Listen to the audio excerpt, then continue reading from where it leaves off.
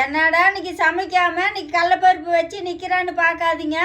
இன்னைக்கு இந்த கடலப்பருப்பு வச்சு சுத்தமான எண்ணெய் ஆட்டி உங்களுக்கு தரப்போகிறோம். வாங்க எப்படின்னு பார்க்கலாம். அப்படியே மறக்காம ஒரு லைக் போட்டுருங்கப்பா. கடலப்பருப்பு கொட்டிக்கலாம்.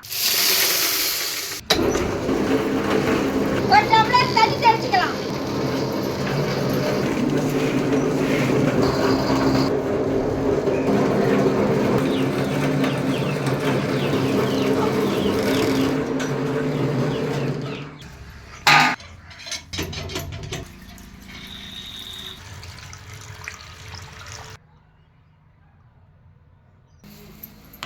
இதே மாதிரியே சுத்தமான மரச்செக்கு எண்ணெய் வேணும்னா கீழே இருக்கிற நம்பருக்கு மெசேஜ் பண்ணுங்கப்பா.